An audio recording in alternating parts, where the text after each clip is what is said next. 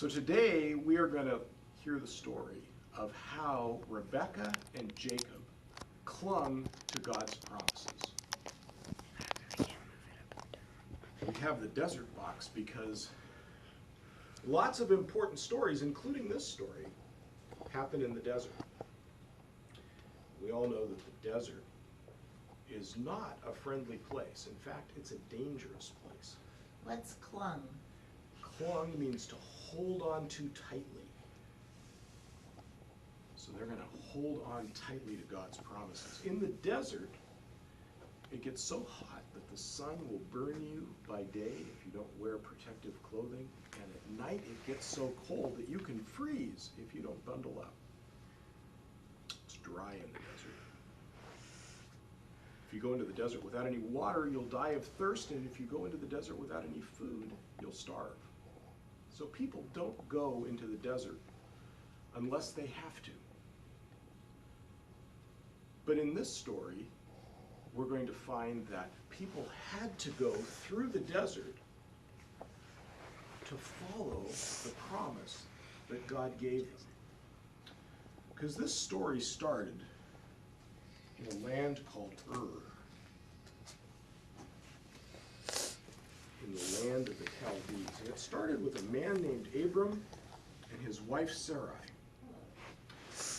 And God came close to Abram and said, Abram, leave your family and your neighbors and your house and all the people that you've grown up with, and follow me. Follow me to a land that I will show you, and there I will make you a great nation. Your descendants will be as numerous as the sands on the seashore.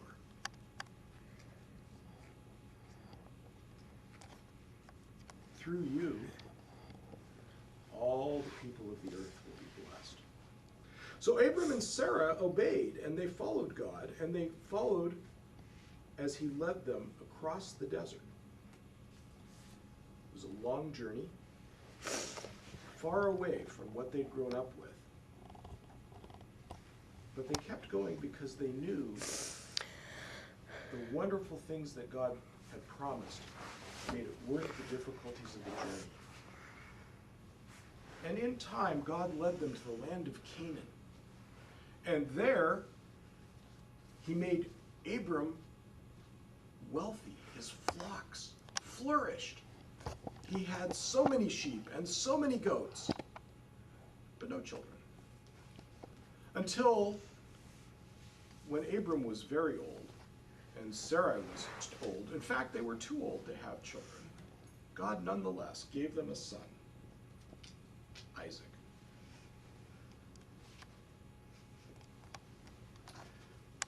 When Isaac grew to be a man, Abram called his servant and sent his servant back across the desert, back to the land that he had left, to find a wife for Isaac.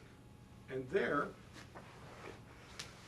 God showed the servant a woman named Rebekah.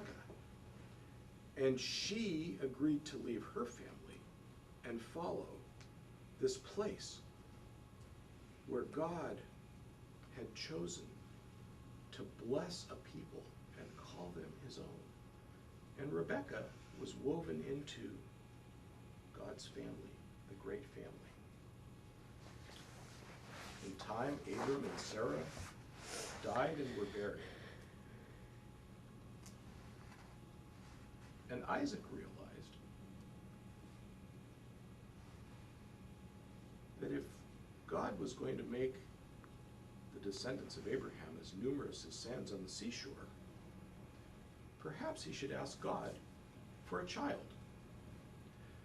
So Isaac prayed to God, and God came close to Isaac and promised that Rebekah would become pregnant. And she did. And as the time grew close for the baby to be born, it felt as if there were a war going on in her womb. There was not just one baby, but two. Rebekah didn't know because it seemed as if the boys were always fighting, and God came close to Rebekah when she was praying. And he said, Rebekah, in your womb are two boys, and they will become two peoples, and the younger will serve the older. Rebekah didn't know what this meant, but she remembered it. So, after a while, two sons were born. The first to come out was named Esau, which means red or hairy. And the second came out holding on to the heel of the first. And he was named Jacob, which means the one who grasps or holds on to. Isaac and Rebekah raised the two boys who were very different from the outset. Esau liked to go out into the wilderness and hunt. He liked to hunt wild game and bring it home and cook it up. And since Isaac loved good stew made from wild game, Esau was Isaac's favorite. Jacob liked hanging around the camp.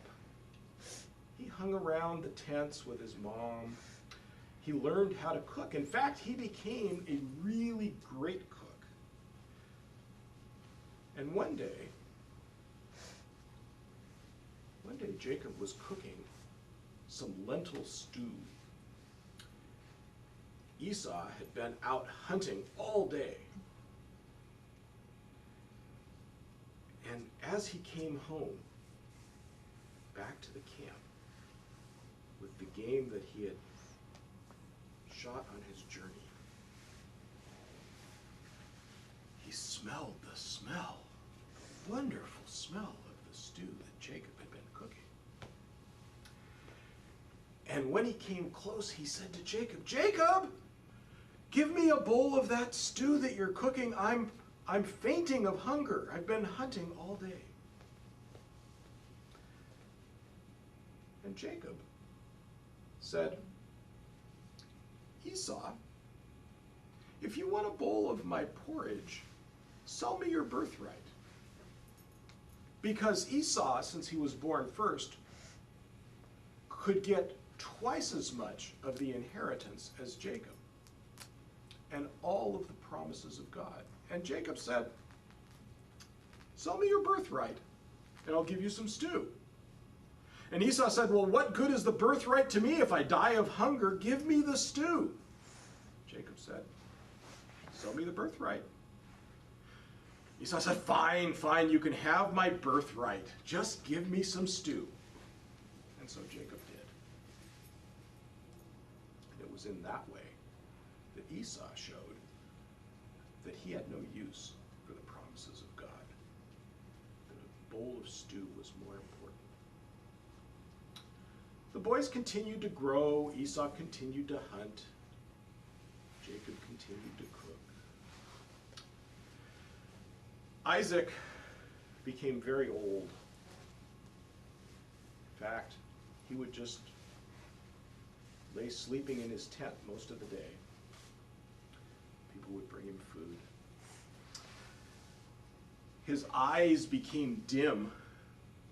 Couldn't even tell who was around him. And he knew that the day was coming when he would be joining his father Abram and his mother Sarah, and he would go pass from this life. But before he did that, he wanted to give a blessing to his son, Esau. And so one day, as Esau was talking with his father in the tent, Isaac said to him, go and hunt me some wild venison and make me that good stew that you make out of venison, because I love that, and then I will give you my blessing. So Esau went out to hunt,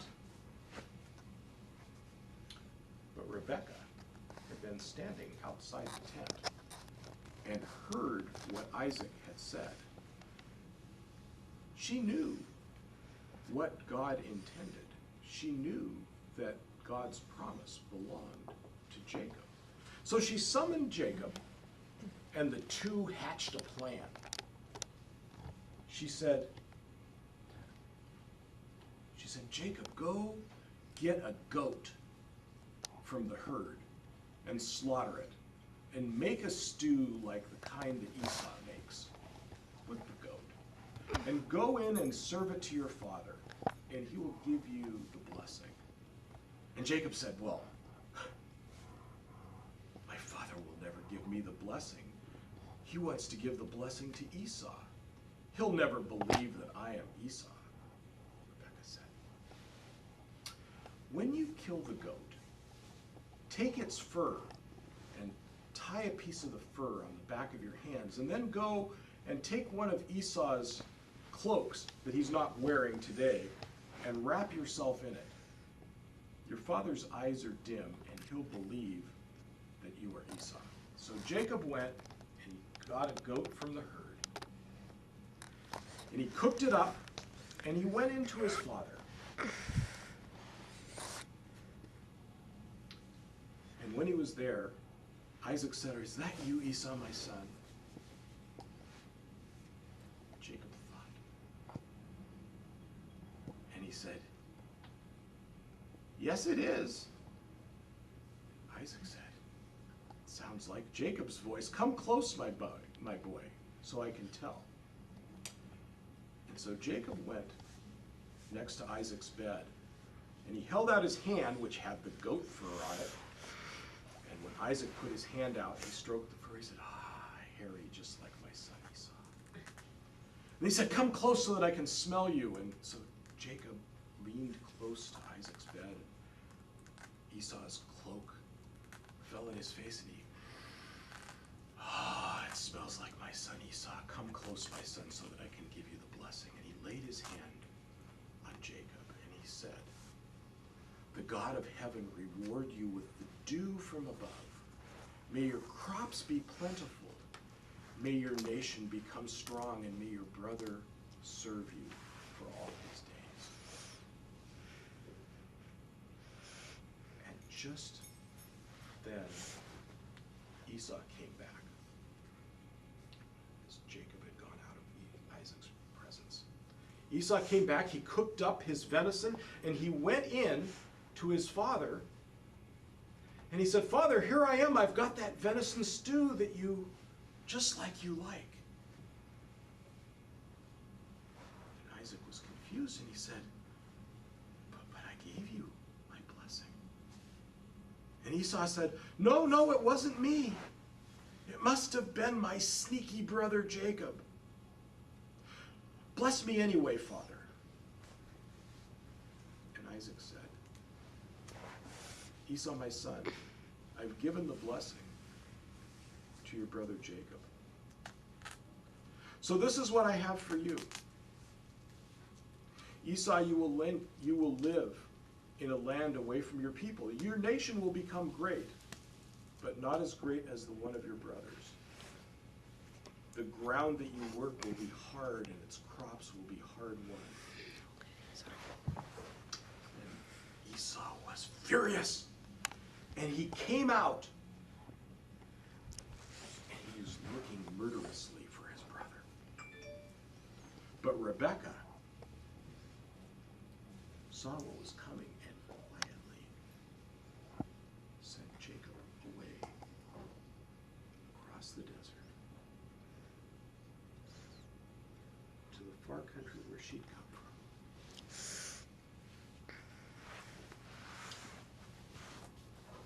In time, Isaac and Rebekah died and were buried. And in time, a very long time,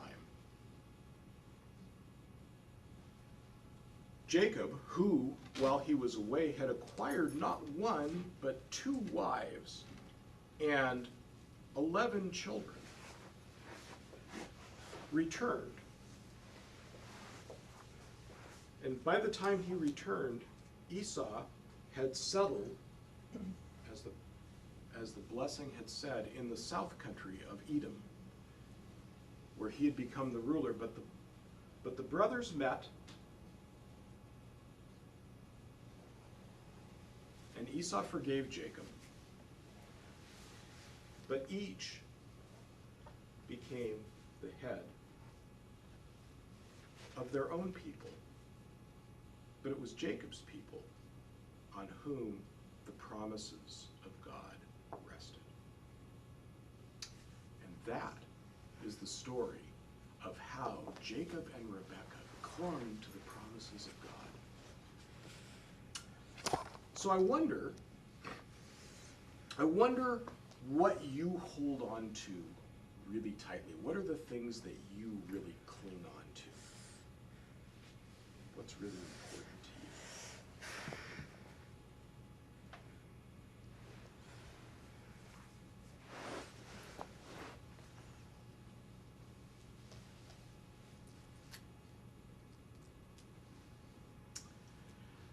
So, I wonder if there's a part of this story that reminds you of a part of your story.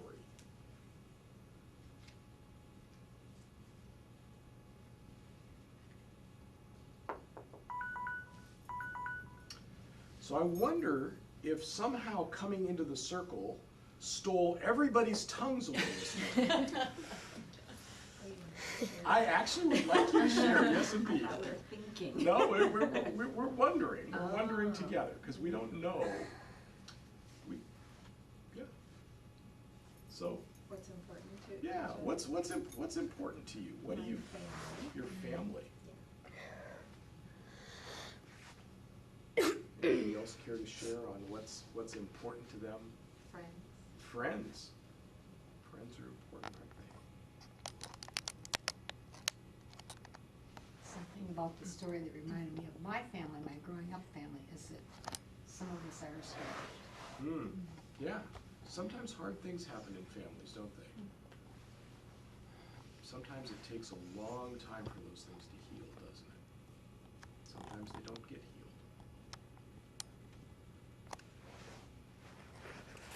So I wonder if there's somebody in this story that you